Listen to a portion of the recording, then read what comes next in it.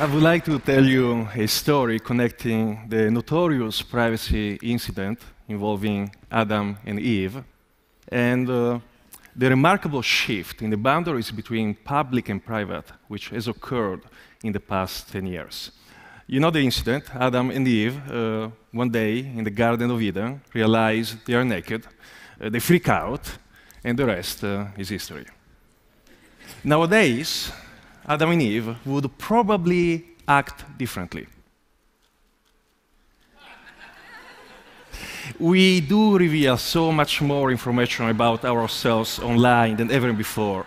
And so much information about us is being collected by organizations. Now, there is much to gain and benefit from this massive analysis of personal information or big data. But there are also complex trade-offs that come from giving away our privacy. And my story is about these trade-offs. We start with an observation, which in my mind has become clearer and clearer in the past few years, that any personal information can become sensitive information. Back in the year 2000, about 100 billion photos were shot worldwide, but only a minuscule proportion of them were actually uploaded online. In 2010, only on Facebook, in a single month, 2.5 billion photos were uploaded, most of them identified. In the same span of time, computers' ability to recognize people in photos improved by 3 orders of magnitude. What happens when you combine these technologies together? Increasing availability of facial data, improving facial recognizing ability by computers, but also cloud computing, which gives anyone in this theater the kind of computational power which a few years ago was only the domain of 3-letter agencies. And ubiquitous computing, which allows my phone, which is not a supercomputer, to connect to the internet and do there hundreds of thousands of face matches in a few seconds. Well, we conjecture that the result of this combination of technologies will be a radical change in our very notions of privacy and anonymity. To test that, we did an experiment on Carnegie Mellon University campus. We asked students who were walking by to participate in a study. And we took a shot with a webcam, and we asked them to fill out a survey on a laptop. While they were filling out the survey, we uploaded their shot to a cloud computing cluster. And we started using a facial recognizer to match that shot to a database of some hundreds of thousands of images which we had downloaded from Facebook profiles. By the time the subject reached the last page on the survey, that page had been dynamically updated with the 10 best matching photos which the recognizer had found. And we asked the subjects to indicate whether he or she found themselves in the photo. Do you see the subject? Well, the computer did, and in fact did so for 1 out of 3 subjects. So essentially, we can start from an anonymous face, offline or online, and we can use facial recognition to give a name to that anonymous face, thanks to social media data. But a few years back, we did something else. We started from social media data. We combined it statistically with data from US government social security, and we ended up predicting social security numbers, which in the United States are extremely sensitive information. Do you see where I'm going with this? So if you combine the 2 studies together, then the question becomes, can you start from a face? And using facial recognition, find a name and publicly available information about that name and that person. And from that publicly available information, infer non-publicly available information, much more sensitive ones, which you link back to the face. And the answer is yes, we can, and we did. Of course, the accuracy keeps getting worse. But in fact, we even decided to develop an iPhone app, which uses the phone internal camera to take a shot of a subject and then upload it to a cloud and then do what I just described to you in real time. Looking for a match, finding public information, trying to infer sensitive information, and then sending it back to the phone so that it is overlaid on the face of the subject. An example of augmented reality, probably a creepy example of augmented reality. In fact, we didn't develop the app to make it available, just as a proof of concept. In fact, take these technologies and push them to their logical extreme. Imagine a future in which strangers around you will look at you through their Google glasses or one day their contact lenses and use 7 or 8 data points about you to infer anything else which may be known about you. What will this future without secrets look like? And should we care? We may like to believe that the future with so much wealth of data will be a future with no more biases. But in fact, having so much information doesn't mean that we will make decisions which are more objective. In another experiment, we presented to our subjects information about a potential job candidate. We included in this information some references to some funny, absolutely legal, but perhaps slightly embarrassing information that the subject had posted online. Now, interestingly, among our subjects, some had posted comparable information, and some had not. Which group do you think was more likely to judge harshly our subject? Paradoxically, it was the group who had posted similar information, an example of moral dissonance. Now, you may be thinking, this does not apply to me because I have nothing to hide. But in fact, privacy is not about having something negative to hide. Imagine that you are the HR director of a certain organization, and you receive resumes, and you decide to find more information about the candidates. Therefore, you Google their names, and in a certain universe, you find this information. Or in a parallel universe, you find this information. Do you think that you will be equally likely to call either candidate for an interview?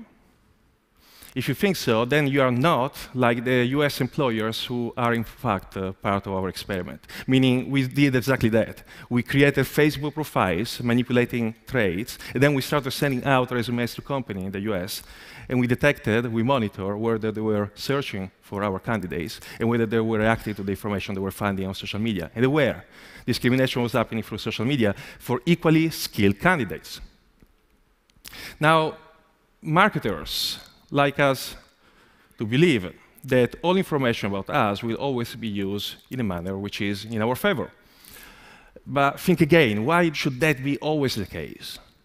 In a movie which came out a few years ago, Minority Report, a famous scene had Tom Cruise walk in a mall, and holographic, personalized advertising would appear around him. Now, that movie is set in 2054, about 40 years from now. And as exciting as the technology looks, it already vastly underestimates the amount of information that the organization can gather about you, and now they can use it to influence you in a way that you will not even detect. So, as an example, this is another experiment actually we are running, not yet completed. Imagine that an organization has access to your list of Facebook friends. And through some kind of algorithm, they can detect the two friends that you like the most. And then they create, in real time, a facial composite of these two friends. Now, studies prior to ours have shown that people don't recognize any longer, even themselves, in facial composites.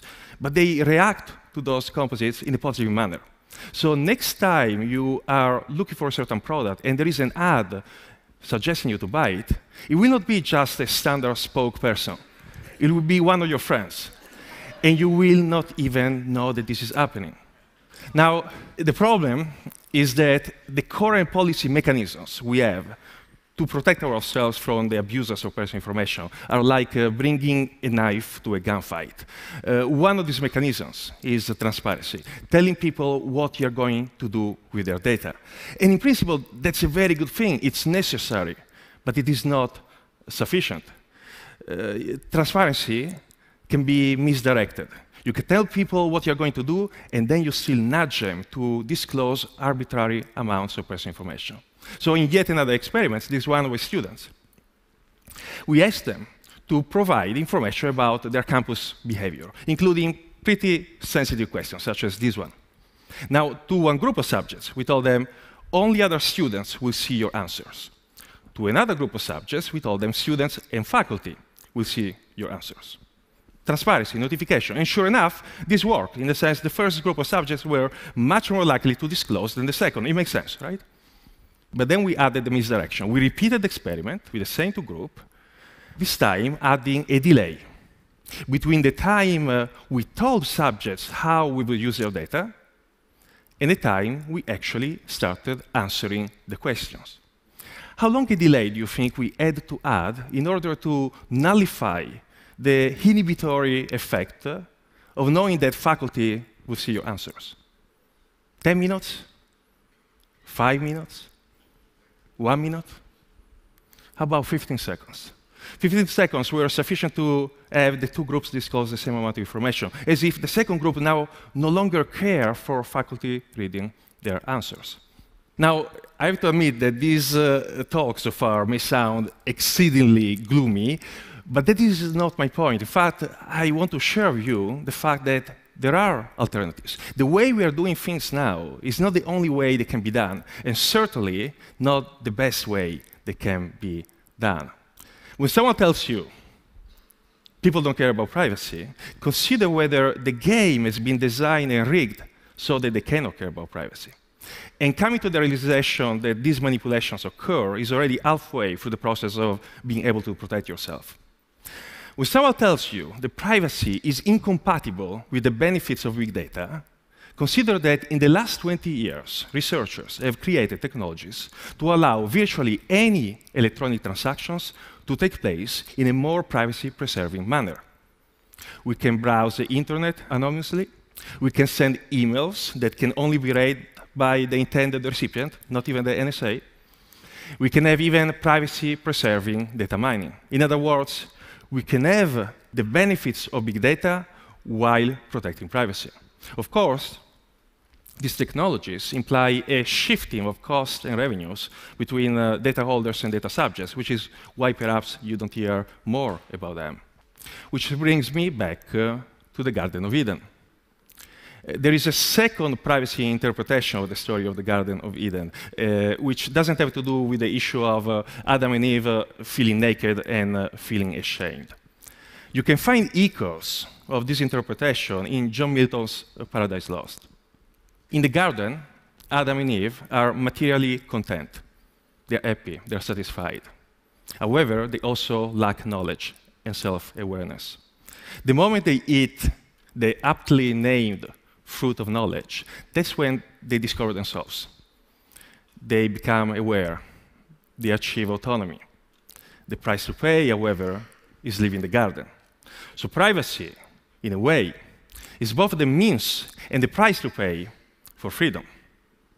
Again, marketers tell us that big data and social media are not just a paradise of profit for them, but a Garden of Eden for the rest of us. We get free content, we get to play Angry Birds, we get targeted ads. But in fact, in a few years, organizations will know so much about us that we'll be able to infer our desires before we even form them, and perhaps buy products on our behalf before we even know we need them. Now, there was one English author who anticipated this kind of future where we would trade away our autonomy and freedom for comfort. Even more so than George Orwell, the author is, of course, Aldous Huxley. In Brave New World, imagine a society where technologies that we created originally for freedom end up coercing us. However, in the book, he also offers us a way out of that society, similar to the path that Adam and Eve had to follow to leave the garden. In the words of the savage, regaining autonomy and freedom is possible, although the price to pay is steep. So I do believe that one of the defining fights of our times will be the fight for the control over personal information. The fight over whether big data will become a force for freedom rather than a force which will hiddenly manipulate us.